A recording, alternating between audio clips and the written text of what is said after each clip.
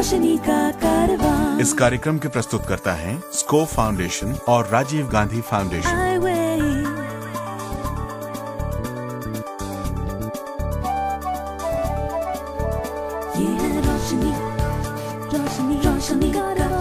रोशनी जो करती है अंधेरे को दूर, रोशनी जो लाती है दिल में नूर, रोशनी जो दिखाती है रास्ता। ये है रोशनी का कारवां। हाय, इंटरव्यू के लिए तैयार? चिल मैन, हो जाऊंगा एक झटके में पार। देखा है मैंने टीवी पर एक बिस्किट का ad, eat one in your दिमाग works like mad. Cat mat या सेट, मेरे आंसर्स कर देंगे सबको flat. Please go in. Inverse pyramid के बारे में अपना व्यू बताओ। पहले मैं एक बिस्कुट खाऊं। क्या है हमारी ग्रोइंग इकोनॉमी का राज? एक और बिस्कुट खाऊं तो आएगा याद। नेक्स्ट। क्यों, बिस्किट हो गया फेल? नेवर माइंड, ले ड्रिंक स्प्राइट। क्या इससे बन जाएगी बात? बड़ी बड़ी प्रॉमिसेस हैं बेकार। स्प्राइट करे नो चमत्कार, बस प्यास बुझाए यार। Sprite is the registered trademark of the Coca-Cola Company. Contains added flavor, contains no fruit.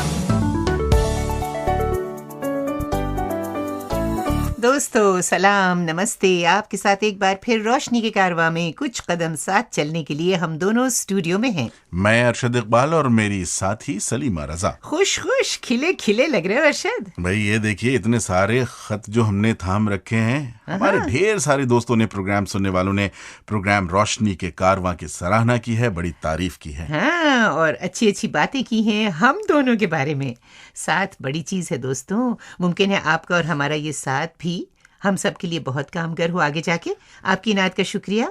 देखिए, बशीर बद्र ने कहा है कि मैं आसमान और ज़मीं की हदें मिला देता, मैं आसमान और ज़मीं की हदें मिला देता, कोई सितारा अगर झुक के चूमता मुझको। क्या बात है। बात सारी यही है कि जो दूसरों को रोशनी देते हैं उन्हें भी कुछ न कुछ रोशनी खुद ब खुद मिल ही जाती है। और अब ये सुनिए, हाल ही में गुजरात में हुई एक कार रैली में विजुअली इम्पेयर्ड नेविगेटर्स ने साइटेड ड्राइवर्स को राह दिखाई। अच्छा। जी हाँ, ब्लाइंड नेविगेटर्स को एक ब्रेल रूट मैप रैली शुरू होने से कुछ मिनट पहले दिया गया, जो उन्हें ब्रेल में पढ़ना था। अच्छा। कमाल तो ये है कि इस 80 किलोमीटर्स रैली को अहमदाबाद की बिजी रोड्स पर आयोजित किया गया था। जी हाँ। दोस्तों, बढ़िया खबर ये है कि इस साल पहली बार एक वुमेन्स टीम ने पार्टिसिपेट किया है और डेफ ब्लाइंड पार्टिसिपेंट्स ने साइन लैंग्वेज का इस्तेमाल किया है। जी हाँ, और इस रैली का उद्देश्य था कि दृष्टिहीन और दूसरे साधारण हिस्सा लेने वालों के बीच दोस्ती और हमदर्दी का खूबसूरत रिश्ता जोड़ा जा सके। सरफराज कुरैशी ब्लाइंड हैं, बढ़िया म्यूजिशियन हैं, मुंबई से हैं, रेगुलर म्यूजिक शोज करते हैं और साथ ही ग्रेजुएशन स्टडीज भी जारी हैं इनकी। भाई वाह, क्या बात है। शायद यही है आज के हमारे इंटरव्यू के पार्टिसिपेंट। बिल्कुल सही। तो सुनिए जॉर्ज इब्राहिम से इनकी बातचीत।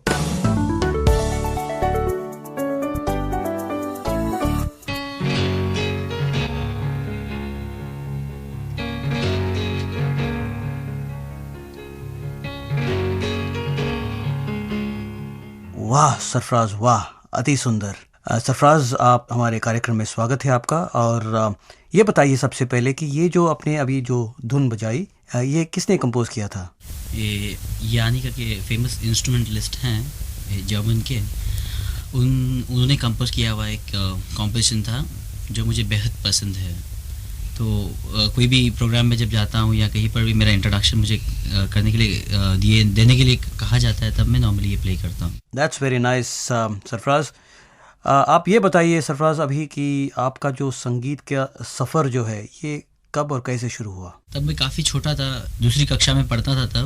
तब मुझे गाने तो सुनता पसंद तो करता था, गाता था, पर तब मैंने एक बेटा फिल्म का गाना सुना था, मुझे याद नहीं आ रहा है, पर तब उसकी जो बंसरी थी वो मुझे बहुत पसंद आई थी। तब मैंने मम्मी से कहा कि लाइक मुझे एक फ्लूट ला के दीजिए, मैं बजाऊंगा, और उन्होंने ला के भी दिया। तो उसको कोशिश करते करते बाद में मैंने बहुत इधर आ रहे थे, जितने भी मैं कर सकता हूँ कोशिश उतनी सब की, और आखिर में मुझे सुर मिल गए। तो वो फ्लूट सीखते सीखते उस पर बजाने लग गया। मैंने परफॉर्मेंस दिए 2-3 स्कूल में। उसके बाद मुझे अस्थमा की शिकायत हो गई। तब डॉक्टर ने कहा कि आपको ब्लोइंग इंस्ट्रूमेंट नहीं बजाना है। बाद फिर मैं जहाँ रहता था वहाँ पर एक अंकल थे, उनका नाम है मिस्टर हुसैन करके हैं।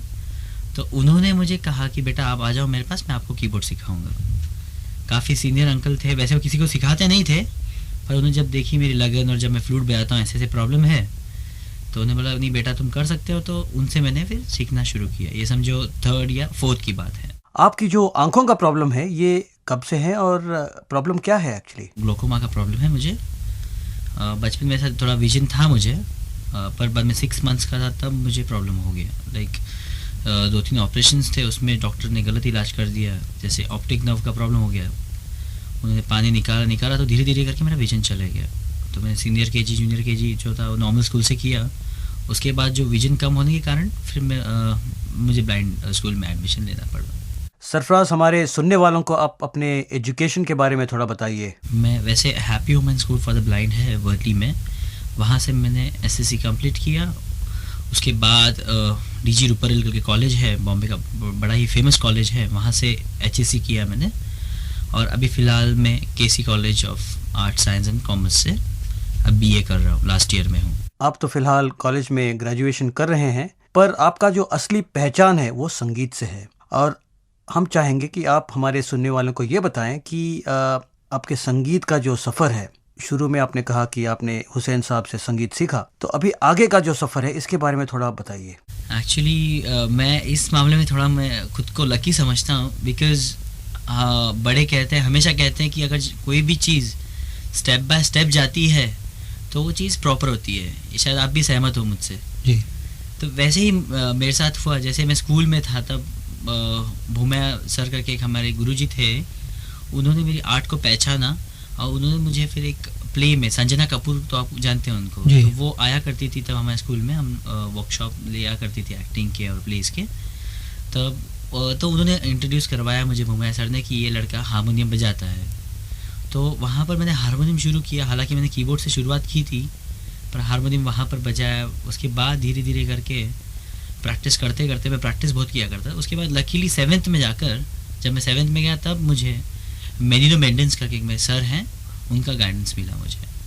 तब से मैंने जो एक्चुअल कीबोर्ड होता है, ऑर्गन जो दोनों हाथों से बजाया जाता है जी, वो मैंने 7th या 8th स्टैंडर्ड में शुरू किया मैंने जी। उसके बाद धीरे धीरे करते हुए, तब मेरे पास कीबोर्ड घर पे नहीं था, पर मैं जब स्कूल में बोर्डिंग में रहा करता था तो वहाँ पर रोज़ मैं सुबह जाकर 8 o'clock to 9:30 तक रोज़ 1.5 घंटा प्रैक्टिस किया करता था जी। और प्रैक्टिस करते करते म्यूज़िक सुनते सुनते मैं बन गया कीबोर्ड में, मेरा थोड़ा बहुत हाथ बन गया और सर भी काफ़ी खुश थे। उसके बाद क्वायर हैंडल किया, हमारा क्वायर ग्रुप था happy women school for the blind का जी, तो उसमें मैं लीड कीबोर्डिस्ट था। उसके बाद वो तो स्कूल के प्रोग्राम सब मैं हैंडल किया करता था, तब हारमोनियम बजाता था। इसके अलावा भी काफ़ी इंस्ट्रूमेंट्स बजाता था मैं, जैसे कि फ्लूट है, ड्रम्स है, कोंगो है, परकशन जितने भी हैं, तबला ढोलक छोड़कर। वैसे लोग कहते थे कि आपका नाम सरफराज कुरैशी, तो आपने तबला बजाना चाहिए जी पर उसके ऑपोजिट था। तो ये सब किया करता था। जब मैं 9th स्टैंडर्ड में आया, उसके बाद जब मैंने कीबोर्ड पकड़ा तब सब इंस्ट्रूमेंट छोड़ दिए मैंने, बिकॉज मैं सुनते आया हूँ कि ऐसा होता है जब हम सब कुछ करने जाते हैं तब कुछ नहीं कर पाते, राइट? बिल्कुल। तो इसीलिए तब मैंने फिर कीबोर्ड लिया और उसके बाद कीबोर्ड पे ध्यान दिया, रोज़ प्रैक्टिस किया करता था। SSC हो गई, उसके बाद बाहर आया, उसके बाद ग्रुप्स ज्वाइन किए, जैसे रॉक बैंड है, कुछ गज़लों की महफिल किया करता था और क्वायर ग्रुप में अलग अलग जाता था। यानी हर किस्म का जो म्यूज़िक मुझे जहाँ पर सीखने मिले वहाँ मैंने किया। जैसे भजन किए, मंदिर में कीर्तनों में बजाया, क्वायर ग्रुप्स में बजाया, गुरुद्वारा में बजाया। वैसे करते प्रैक्टिस करते करते लिसनिंग करते बाकी शोज़ किए मैंने। फिर जो जितने जहाँ से एक्सपीरियंस मुझे मिलता है वैसे वैसे प्रोग्राम में करते गया। जब आपके पेरेंट्स को ये पता चला कि आपके आंखों में प्रॉब्लम है, तो उनका आपके प्रति रवैया क्या था? पहले तो काफ़ी कोशिश की, मेरे डैडी अब्रॉड थे जी, तो उन्होंने जितना पैसा लगा, बहुत पैसा लगाया उन्होंने, उनसे जितनी कोशिश होती उतनी की। मेरी मम्मी वैसे कर्नाटक से थी, गांव से थी, तो जैसे आपको पता है कि गांव में लोगों को ज़्यादा लेडीज़ लोगों को ज़्यादा अलाउ नहीं करते बाहर के बारे में जी। पर मेरी मम्मी बोलती कि मैं लकी हूँ, एटलीस्ट तेरे कारण मुझे बम्बई की ज़िंदगी पता चली जी। तो डैडी बाहर होने के कारण मम्मी मेरे साथ रहा करती थी, जहाँ भी जाना है, स्कूल ड्रॉप करना, बिकॉज पहले अप एंड डाउन करता था मैं जी। तब मम्मी ने काफ़ी, पहले तो थोड़ा हुआ, नर्वसनेस तो लगता ही है, कोई भी हुआ तो ऑब्वियसली लगेगा ही, पर थोड़ा, लेकिन उन्होंने मेरे लिए जितनी मेहनत ले सकते हैं उतनी उन्होंने मेहनत ली, मुझे आगे जो कुछ कर सकता हूँ उसके लिए उनका 100% सपोर्ट रहा।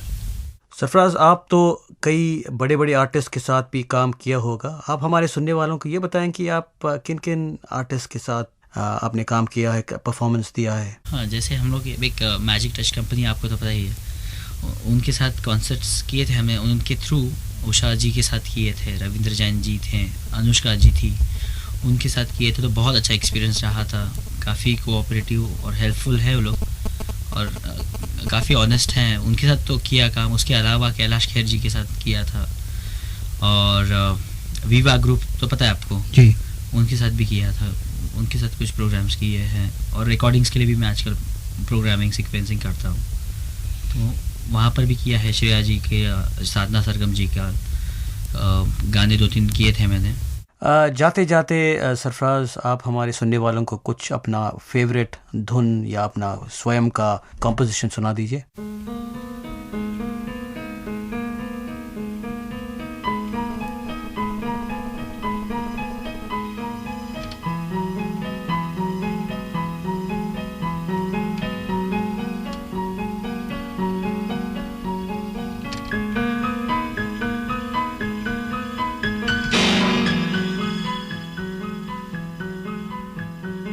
भरपूर जिंदगी गुजार रही हैं सरफराज, जिसमें 7 सुरों के रंग हैं तो साथ ही 7 जिम्मेदारियां भी हैं। अभिनेता विनोद नागपाल से हम किसी न किसी जियाले हिम्मत वाले का जिक्र सुनते रहते हैं अपने इस प्रोग्राम में। आज वो बता रहे हैं दीपक नरेंद्र मोतीवाला के बारे में, जो कि एक सॉलिसिटर हैं और जीवन की कठिनाइयों के आगे हथियार डालना इन्होंने कभी सीखा ही नहीं है। तो आइए आज इनकी जिंदगी के बारे में सुनते हैं।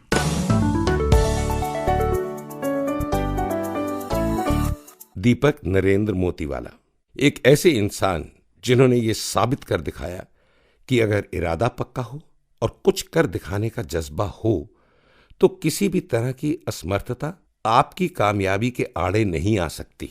9 सितंबर 1949 को जन्मे दीपक ने अपनी दृष्टि 7 वर्ष की आयु में ही खो दी थी, जिसके कारण शुरुआत में उन्हें अपनी पढ़ाई छोड़नी पड़ी। उस समय उनके परिवार और डॉक्टर राजेंद्र व्यास ने उन्हें आगे पढ़ने के लिए प्रोत्साहित किया। बचपन से ही उनका सपना एक अच्छा वकील बनने का था, इसलिए अपने स्कूल और कॉलेज की पढ़ाई पूरी कर उन्होंने वकालत करने के लिए मुंबई के एक सरकारी लॉ कॉलेज में दाखिला ले लिया। 1971 में दीपक ने अपनी वकालत पूरी की और कड़े संघर्ष के बाद उन्हें एक जानी मानी लॉ फर्म में काम करने का अवसर मिला, जहां काम करते हुए उन्होंने अपनी काबिलियत का भरपूर परिचय दिया। इसी दौरान उनकी मुलाकात एक महिला वकील नानी से हुई, जो आज भी उनकी धर्मपत्नी है। दीपक को उनकी उपलब्धियों के लिए कई प्रतिष्ठित पुरस्कारों से सम्मानित भी किया गया है। आज वो और उनकी पत्नी मिलकर 26 मोतीवाला एंड कंपनी नामक एक लॉ फर्म चला रहे हैं और एक सुखी विवाहित जीवन व्यतीत कर रहे हैं।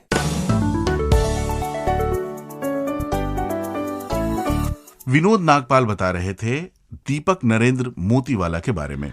मैं एक बात सोचती हूँ कि ऐसा क्यों होता है कि जिनके पास कहने को बहुत कुछ होता है वो कुछ नहीं कहते, और जिनके पास कहने को कुछ नहीं होता वो बोलते चले जाते हैं, बोलते चले जाते हैं। ये इशारा मेरी तरफ तो नहीं हो रहा? अरे नहीं नहीं भाई, तुम तो माशाल्लाह बहुत खूब बोलते हो, ज्यादातर।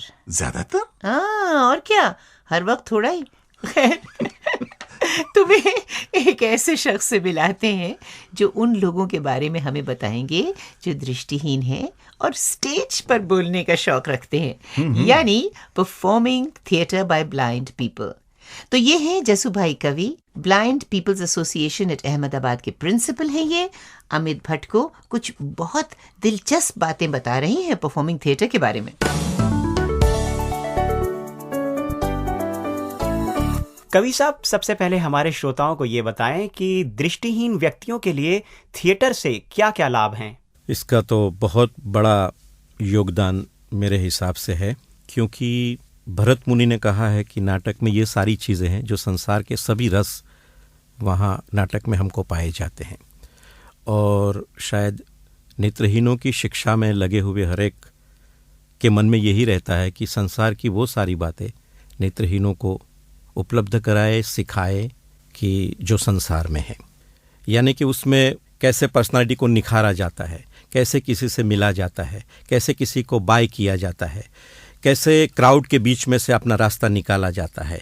अगर कोई चोर भागता है तो उसके पीछे अगर कोई पुलिसमैन दौड़ता है, ऐसी बात हमने सुनी है, तो वो एक कंसेप्ट कैसा होता है, हवा में कैसा उड़ा जाता है। अगर अपने घर के दूसरे या तीसरे मंजिले पर आप बैठे हो और खिड़की में से देखना है नीचे क्या हो रहा है, तो वो किस तरह से देखा जाता है, उसका उस वक्त कैसी बॉडी बनती है, बॉडी का जेस्चर पोस्चर कैसा बनता है। ये सारी बातें शायद हम मोबिलिटी ओरिएंटेशन सिखाने का जब भी प्रयत्न करते हैं तो हमारे पास या तो हमारे पास बहुत ही कम समय रहता है, या तो इतनी सारी बातें सिखाने की हमारे पास अवकाश नहीं रहता है।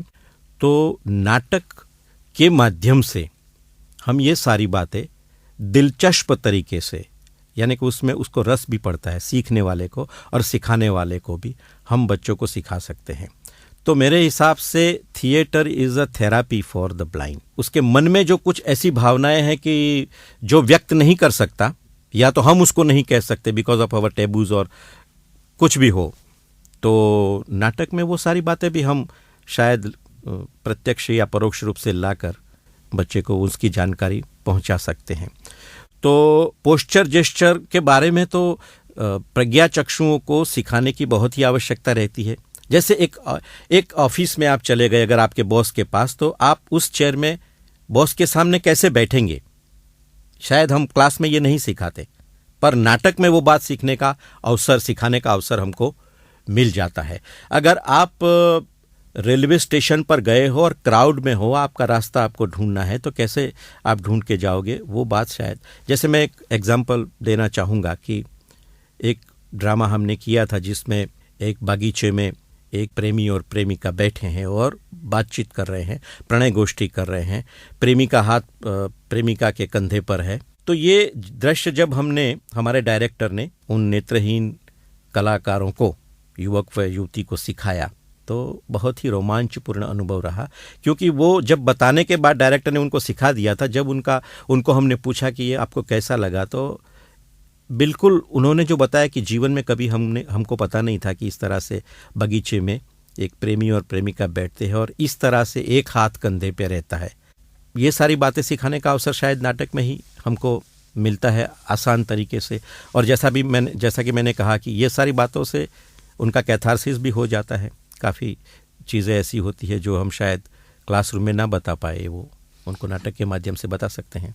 कवि साहब, ये बताएं कि आप दृष्टिहीन लोगों को अभिनय किस तरीके से सिखाते हैं? नेत्रहीनों को ड्रामा सिखाने वाला जो भी डायरेक्टर है, मेरे हिसाब से एक नेत्रहीन और एक साइटेड दोनों जब साथ मिलकर किसी भी प्रज्ञाचक्षुओं के नाटक का डायरेक्शन करते हैं, एक पूर्ण डायरेक्टर बन जाता है जब दो मिलते हैं तो।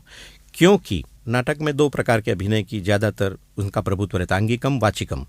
एक शरीर का अंग का अभिनय और एक वाचिक अभिनय। वाचिक अभिनय तो हम बोल के भी प्रज्ञाचक्षु को सिखा सकते हैं, लेकिन जहाँ पर अंगिकम की बात आती है, जहाँ पर बॉडी का इस्तेमाल होता है, तो वहाँ पर प्रत्येक संज्ञा सिखाने के लिए डायरेक्टर को छूकर उसको सिखाना पड़ता है।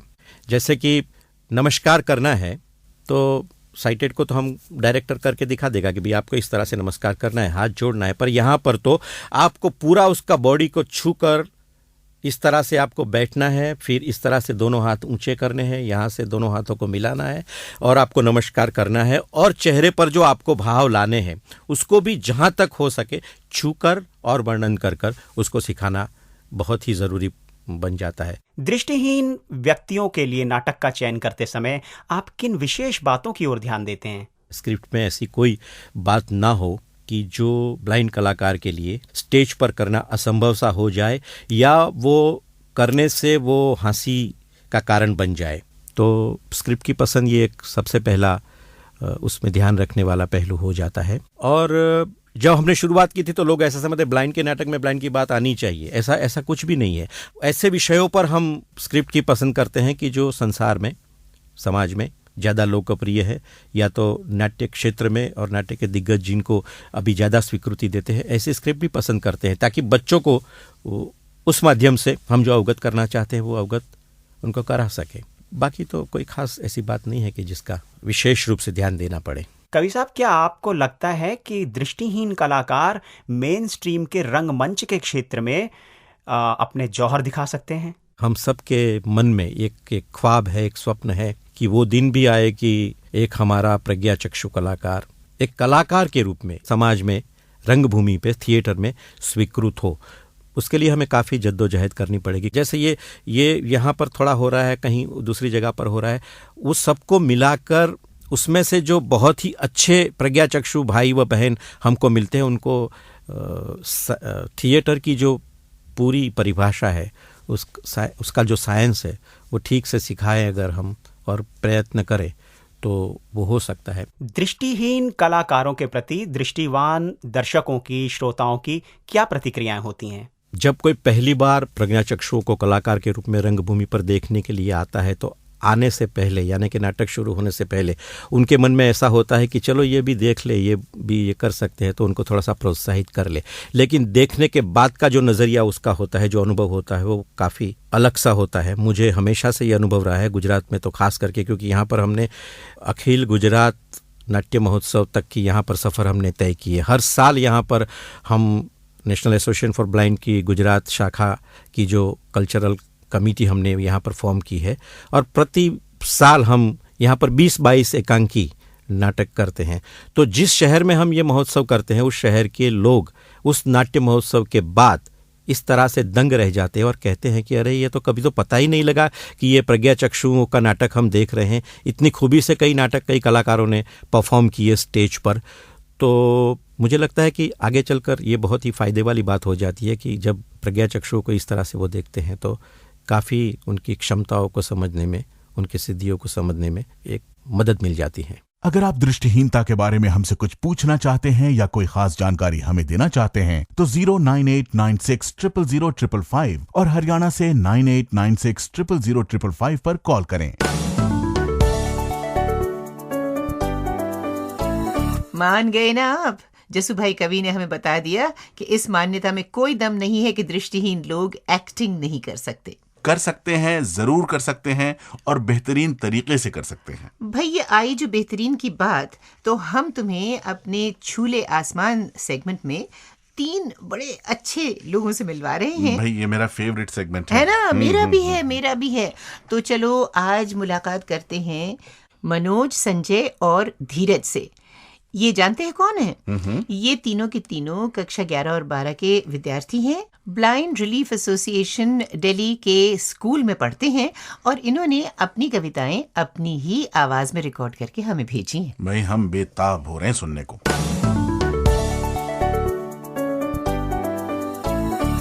रजनी तमसे डर कर मैंने क्यों आशा का दामन छोड़ा, छाया था घनघोर अंधेरा भय से कांप उठा मन मेरा, कंटक जाल बिछा था पथ पर मंजिल पाने को मैं तत्पर, माना अति दुर्गम राहें थीं मंजिल भी तो दूर नहीं थी, मेरे और मंजिल के मध्य कांटों की दीवार खड़ी थी, कांटों की दीवार गिराकर मुझको जाना है उस पार, नैन बिछाए मेरी राहें देख रहा प्रियतम उस पार, 2 डग ही चल पाया था मैं थर थर कांप उठा मेरा मन, ऐसी परिस्थिति में मुझसे छूट गया आशा का दामन।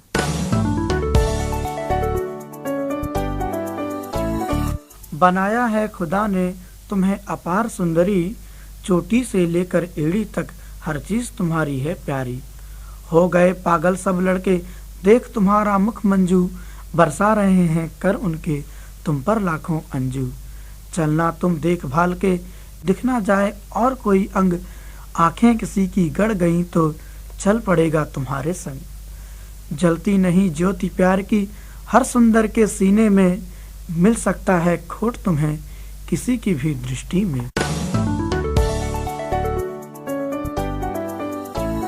मैं विशाल हूँ समुद्र या कहो कि मैं हूँ उग्र, मैं शिलाएं तोड़ दूँ बाधाओं को मोड़ दूँ, मुझको स्वयं पर गर्व है ताज मेरे पर्वत जो है, क्यों मैं इतना ऊंचा उछलूं, चाहता हूँ चांद छू लूं।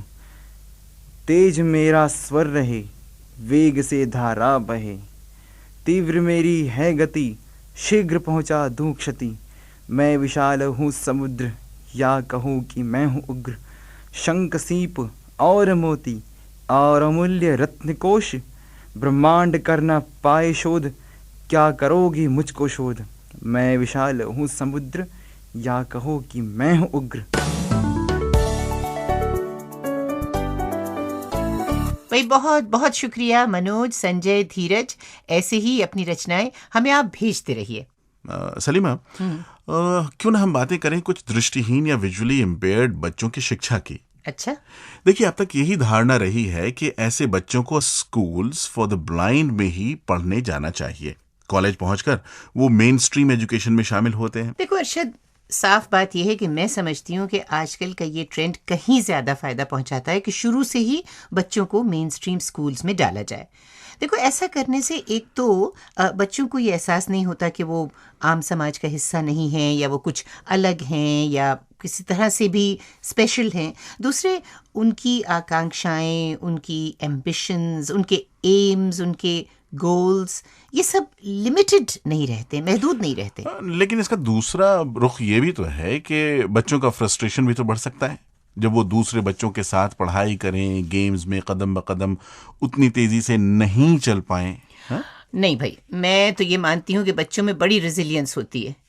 अगर उन्हें एक्सेप्टेंस मिले तो वो अपने हैंडीकैप को न सिर्फ भुला देते हैं बल्कि दूसरे मेन स्ट्रीम स्कूल के बच्चों के साथ कंपटीशन होने से उनकी हिम्मत और बढ़ती चली जाती है। देखिए, मेरा मानना यह है कि कई केसेस में ऐसा भी होता है सलीमा, लेकिन ब्लाइंड स्कूल्स की तो ज़रूरत हमेशा रहेगी ना। हाँ, to cope with blindness is not only a physical issue but also an emotional one. हाँ, ऐसा ठीक है। एक तरह से आप जो कह रहे हैं कि ये ब्लाइंड स्कूल्स इस किस्म की चीज़ें जो हैं वो ज़्यादा इफ़ेक्टिवली कर सकते हैं, लेकिन उसके साथ साथ वो दूसरी बात जो मैंने आपसे कही उसको भी दरगुजर नहीं किया जा सकता।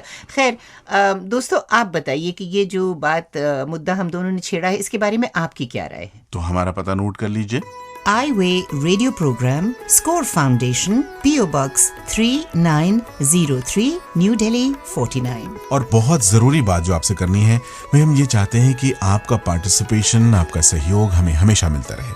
हम चाहेंगे कि आप अपनी समस्याएं, चाहे वो लीगल हो, मेडिकल हो, अधिकारों से संबंधित रखती हो, रोजगार या शिक्षा के बारे में हो, किसी भी तरह की समस्या जो ब्लाइंडनेस से संबंधित हो, तो 09896000555 और हरियाणा से 9896000555 पर कॉल करें, या हमारी ईमेल आईडी भी नोट कर लें, radio@iway.org पर लिखें।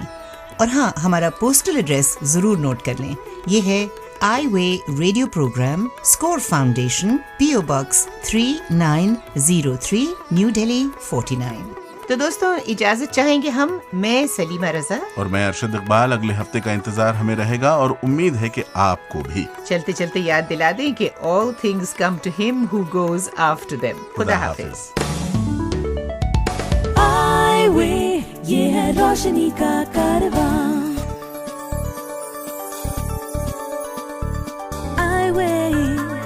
इस कार्यक्रम के प्रस्तुतकर्ता थे स्कोर फाउंडेशन और राजीव गांधी फाउंडेशन। ये है रोशनी